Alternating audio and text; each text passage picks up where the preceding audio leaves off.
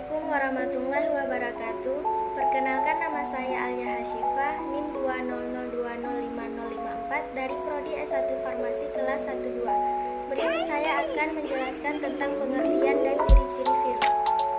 Perkenalkan, nama saya Betari Angelia Sinambela. Saya dari kelas 12 Farmasi dengan NIM 200205060.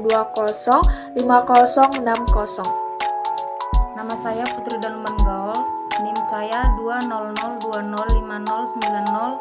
Saya dari Prodi S1 Farmasi dan saya akan menjelaskan tentang jenis-jenis virus.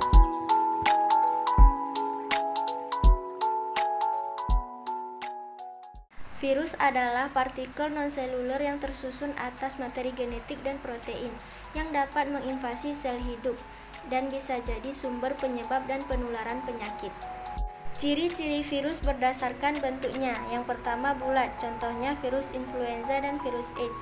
Yang kedua bentuk oval, contohnya virus rabies.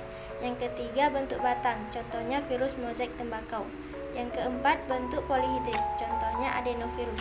Dan yang terakhir adalah bentuk huruf T, yaitu virus yang menyerang bakteri. Ciri-ciri virus berdasarkan ukurannya. Yang pertama, ukuran 20-300 nanometer. 1 nanometer sama dengan 10 pangkat min 9 meter. Yang kedua, virus paling kecil, yaitu polivirus dengan panjang 25 nanometer. Yang ketiga, virus berukuran besar, yaitu virus penyerang bakteri dengan panjang 100 nanometer dan virus mozaik tembakau dengan panjang 300 nanometer. Ciri-ciri virus berdasarkan strukturnya. Yang pertama, kepala virus berisi DNA atau RNA yang diselubungi kapsid.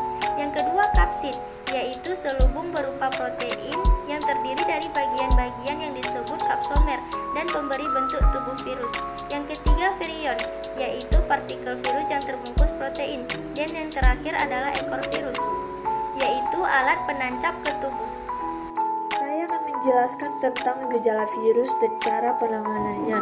Dan saya akan memulai dari gejala virus terlebih dahulu.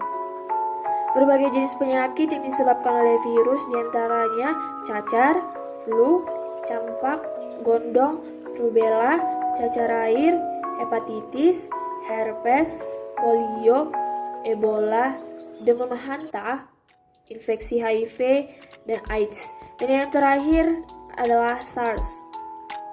Secara umum, tanda-tanda seseorang yang terinfeksi virus yaitu yang pertama, hidung berair, terkadang mimisan, terkadang demam, batuk-batuk, sakit tenggorokan yang jarang terjadi, dan yang terakhir yaitu susah tidur. Pengobatan infeksi virus tergantung kepada jenis infeksi yang dialami pasien.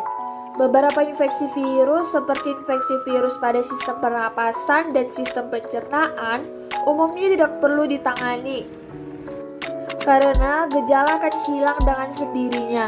Namun demikian, dokter akan meresepkan beberapa jenis obat tergantung gejala yang dialami pasien seperti antiemitik untuk mengatasi mual dan muntah, dekongestan untuk mengobati pilek atau hidung tersumbat, loperamid untuk menangani diare, paracetamol dan obat antiinflamasi non-steroid atau OAINS untuk menurunkan demam dan mengurangi nyeri. Tetapi penggunaan obat antivirus sering dihubungkan dengan berkembangnya mikroba yang kebal terhadap obat lain. Penyembuhan penyakit akibat infeksi virus biasanya disalah antisipasikan dengan penggunaan antibiotik yang sama sekali tidak mempunyai pengaruh terhadap kehidupan virus. Efek samping penggunaan antibiotik adalah resistansi bakteri terhadap antibiotik infeksi virus atau bakteri pada umumnya menimbulkan demam. Hanya saja infeksi bakteri akan meningkatkan kadar sel darah putih, sedangkan infeksi virus tidak, tetapi infeksi bakteri. Virus bahkan jamur akan meningkatkan kadar antibodi M atau LGM. Tapi pemeriksaan sel darah putih ataupun LGM tidak dapat menentukan jenis penyakitnya, tetapi kedua pemeriksaan tersebut hanya mengindikasikan penyakit tersebut diakibatkan oleh apa.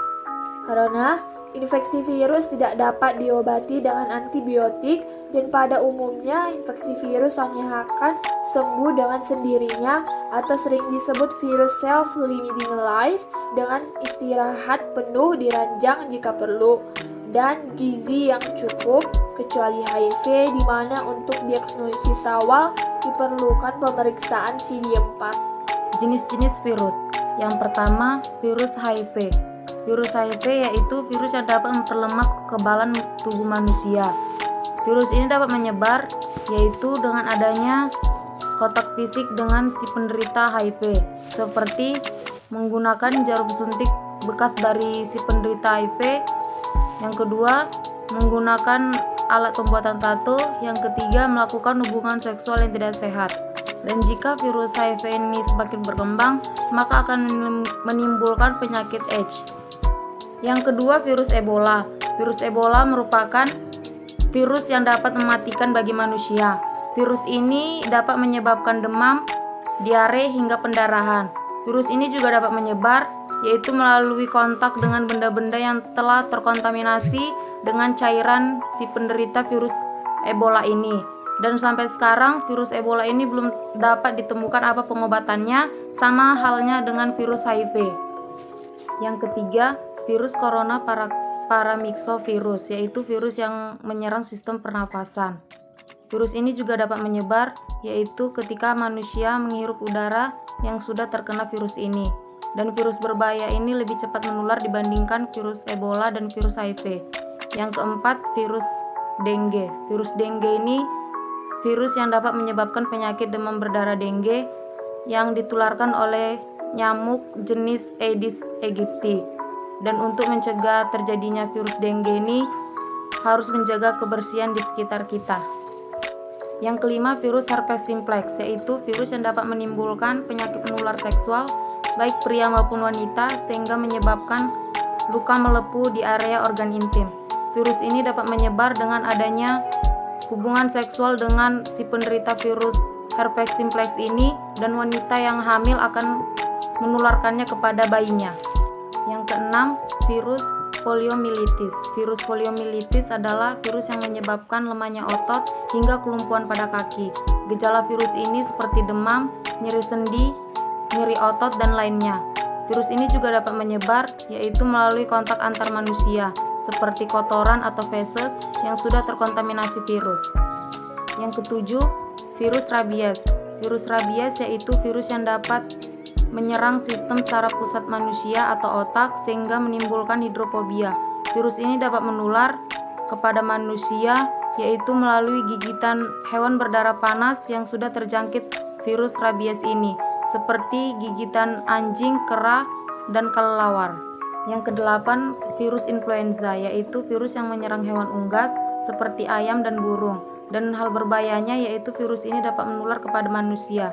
Gejala virus ini yaitu diare, muntah, gangguan pernafasan, dan gejala flu pada umumnya. Yang kesembilan, virus tobacco mosaic, yaitu virus yang dapat menyebabkan penyakit mosaik bagi tumbuhan tembakau. Gejala virus ini yaitu warna hijau muda pada daun tumbuhan yang menyerupai pola mozaik, dan belang-belang warna hijau terang dan warna hijau gelap pada daun. Selain tumbuhan tembakau, virus ini juga dapat menyerang tumbuhan lain seperti kentang, buncis, mentimun, dan lainnya. Yang ke-10, virus Rhizostungro-bacilliform, yaitu virus yang menyerang tumbuhan padi.